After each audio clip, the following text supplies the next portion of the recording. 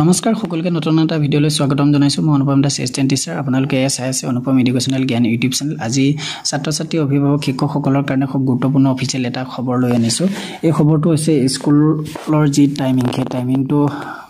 reschedule কৰা হৈছে আৰু এই খবৰটো ক'ৰ পৰা ওলাইছে কেনেকৈ ওলাইছে কোন কোন জিলাত ওলাইছে সেই বিষয়ে আমি আলোচনা কৰিবলৈ যত্ন কৰিম আহক তেতিয়াহ'লে ভিডিঅ'ৰ আমি মূল বিষয়বস্তুলৈ আগবাঢ়ি যাওঁ পোনপ্ৰথমে মই অফিচিয়েল খবৰটো সকলোকে দেখুৱাবলৈ মই যত্ন কৰিম এই খবৰটো ওলাইছিলে গভ অফ আসাম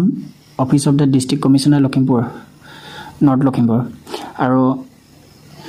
তাৰিখ হৈছে 22 মে অৰ্থাৎ আজি আৰু যিটো মেমনং সেই মেমনংটো মই দেখুৱাই দিছোঁ আৰু অৰ্ডাৰটোত সবিশেষ কি লিখা আছে সেইটো দেখুৱাবলৈ মই যত্ন কৰিম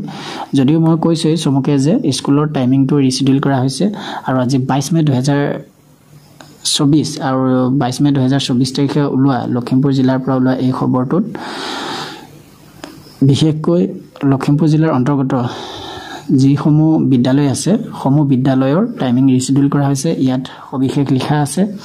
আৰু ইয়াত গভটেই হওক বা প্ৰাইভেটেই হওক চৰকাৰী বেচৰকাৰী সমূহ বিদ্যালয়ৰ 23 মে 2024 ৰ পৰা টাইমিংটো ৰিচিডিউল কৰা হৈছে সকলোকে মই স্ক্ৰীনত দেখুৱাব বিচাৰিছোঁ যে সেই গুৰুত্বপূৰ্ণ খবৰটো আৰু এই গুৰুত্বপূৰ্ণ খবৰটোৰ স্কুলসমূহৰ যি টাইমিং আমাৰ 9 বজাৰ পৰা আছিল সেই 9 বজাৰ টাইমৰ সলনি বিদ্যালয় এতিয়া পুৱা 7:30 পৰা আৰম্ভ হ'ব আৰু স্ক্ৰীনত মই দেখুৱাইছোঁ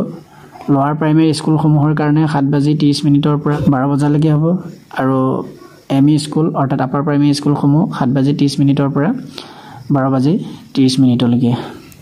হাই স্কুল হাই ছেকেণ্ডেৰীৰ কাৰণে 7:30 পৰা 1 বজালৈকে অৰ্থাৎ গতিকে গৰমৰ কাৰণে এই নীতি নিৰ্দেশনা জাৰি কৰিছে লখিমপুৰ আছে ডিষ্ট্ৰিক্ট অথৰিটি গতিকে এনেকুৱা খবৰখিনি আপোনালোকে পাই থাকিবৰ কাৰণে আমাৰ চেনেলটো ছাবস্ক্ৰাইব কৰি ৰাখিব আৰু আশা ৰাখিছোঁ যেটো অসমত বৰ্তমান বা পৃথিৱীত যি গৰমৰ মাত্ৰা বাঢ়িছে এই গৰমৰ মাত্ৰা বঢ়াৰ ফলত